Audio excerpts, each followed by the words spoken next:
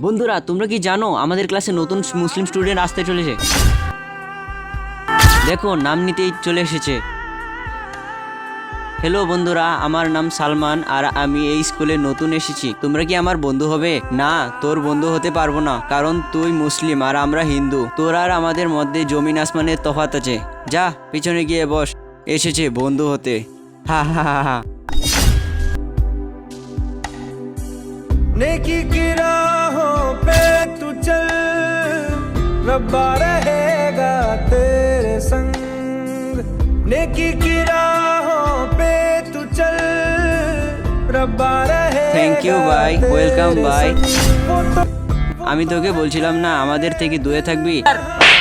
তোমাদের মতো কিছু লোকের কারণেই হিন্দু আর মুসলিমের মধ্যে ভেদাভেদ সৃষ্টি হয়।